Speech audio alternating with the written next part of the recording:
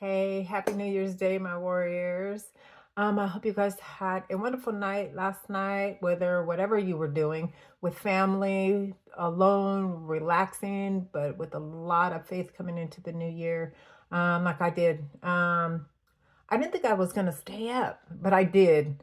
And then Larry kept saying, "Nope, I'm gonna come in there if you're sleeping." And I was like, "Okay, well, I'm just gonna stay up," but it worked out fine. We watched the ball drop. We had some laughs, and we brought in the new year. We woke up today, and what more can we ask for, right? So, a beautiful start to the new year. Um, I have a question, and I was thinking today, like, okay, dealing with the multiple sclerosis, men aren't exempt, in which I have a lot of followers and warrior friends whom are male. And I was curious to know, okay, so I've been done with menopause. I've spoke to several of my doctors, and since I was diagnosed with the gastroparesis January 2025, the hot flashes are severe, bad throughout the day, and I mean from head to toe. Like, even I wake up in the little ink that dips, the increase right here in my elbows have puddles in it. Like, what is going on? My doctors say, it's not menopause. You're been done with that. It wouldn't come back because everything had stopped. And then they were like, no, it's not going to come back. They're blaming MS. They say gastroparesis doesn't cause hot flashes. So, does anybody else suffer from this, guys? And how about you men?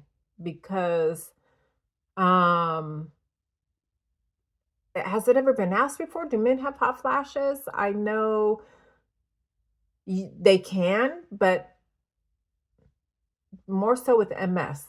So if a few of you male warriors out there can oblige me and let me know, I'm just curious, is it really the MS that's causing the hot flashes?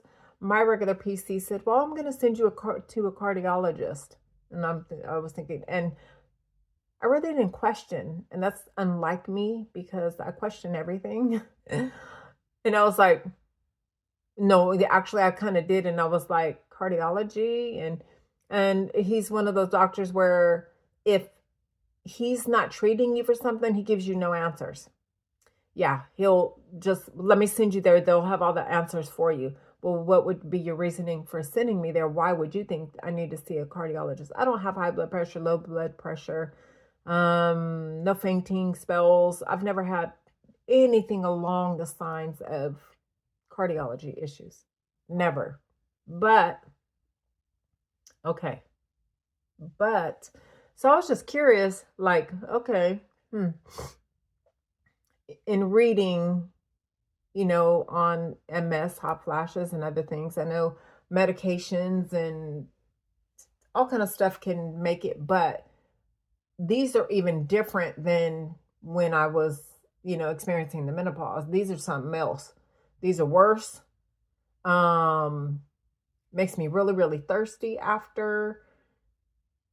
And I have to come out of, if I have a jacket on, I have to come out of it because I mean, it is so severe that I need like air, like, yeah, my whole body needs air. But so that's just my question.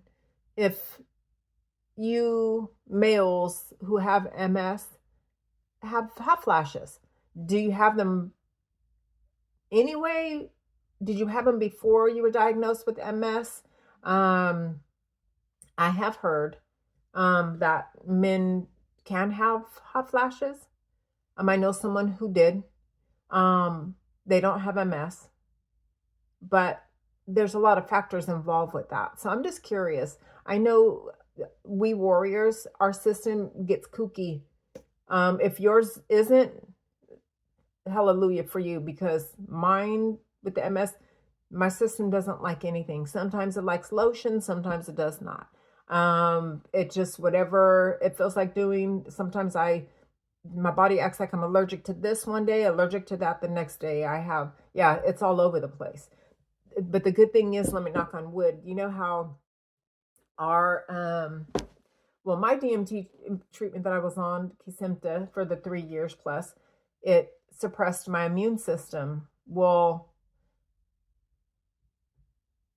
Even the Copaxone, everything that I was on really suppressed, turned off the B and T cells, stopped those, and that's your immune system. So, um, I'm rarely to catch a cold. I'm rarely to catch the sniffles. I mean, I've grandkids in my house, and with school, school age children always kept bringing home something. I don't catch it. And I was always afraid of that because, of the medication suppressing my immune system. But no, no. And let me knock on wood because, today out in the world, all the flus, influenzas, and, COVID, all that stuff. But no, and I don't take anything, of course, to ramp it up because our immune system attacks our body. So I don't give myself any boost of anything that can make my immune system go into high gear, and then I'm going to be in the hospital getting solumedrol and la la la and fooey to that. No, no, yeah, I'm not doing that. Let me see, about July, I got really, really hot for a couple of days, trying to keep up with everybody in the heat. And I ended up getting a pseudo flare. They wanted to admit me, and I fought tooth and nail. And I said, no, no, no, please treat me some kind of way at home. And I had to be on steroids before, stomach wise, early on, 2017, about 2018. And I vowed not to take those steroids again, those pills. But this is how adamant I was about not wanting to be locked down in that hospital again. I said, give me all the pills you want. I'll take every last bit of them. And then I was thinking, okay, the gastroparesis, be ready. I just knew that it was going to throw me, into traffic, So, but that was something that I was really, really just wanting to deal with, whatever it was. I just didn't want to be in that hospital. And the solumedrol last time I was in there made me feel so sick. The flushing, I had to take all these pills. My system don't want solumedrol anymore. I mean, so yeah, your girl system is just like jumping ship. So I'm like, okay, calm down, Betsy. Let's get you something that is going to do right, that you want. But overall, when I did the prednisone at home, the pills, even though they were so much, I had to take, shoot, 50 a day or something like that. My stomach did okay. It actually helped the gastroparesis. Don't ask me what that was about. I guess maybe just, the partial inflammation that I was having then, in the gut or whatever, but it did okay. But then afterward, after a couple of days, it started acting up. But I got through as many days as I could, and within 2 weeks, I was back to normal. So, I was like, yeah, no, please, keep me out of the hospital. So I got a cool neurologist now, to where it's like, I'll give you the 7-day treatment pack at home. But if that doesn't work, then we're going to have to bump you up on, a higher dose. Actually, that did end up happening. And that's how I got thrown on that the multiple pills a day. So, but it worked. It worked. And right now, I'm still a little sluggish. And I've just really been trying to, lay low at home and not go out, to make sure that I just give my body time to recoup from coming off the holidays and stuff, and seeing where this is going, because I'm not on a DMT as of July, so just playing it safe. And I don't want to throw myself in the hospital either. So doing my best to stay home. So, But yes, thanks for listening, guys. And hope everybody's New Year's Day has been a blessed one thus far, and many more blessings and stability with our disease for 2026. Um, Yes. So thank you. I appreciate. I'm gonna say thank you now. If you gentlemen don't mind sending some information about your experiences with hot flashes, even if you do have them, I appreciate you letting me know. It just kind of share comparative support and see like, okay, if could this be an MS thing, and maybe if not, maybe I need to talk about Doctor. Hey, I need some other testing done, that type of thing. So just out of curiosity, along the lines of MS. So I appreciated your guys' answers. So, yep. So, all right, guys. Hey, I'll be keeping you posted up on everything. Like I said, I promise I'm going to start posting more. And I'm sorry if I talk a little bit more about gastroparesis than I do MS, but it comes hand in hand, and it's all about share, compare, and support. Um, all I can say is if anyone out there with MS, you guys, if you have stomach issues, don't wait to speak to your doctor about it, because mine was in the making 3 years. 3 years. So don't wait. Do not wait. Speak to them right away and have some tests done. Um, if you need to know what kind of tests they are, anything, please feel free to ask. Definitely.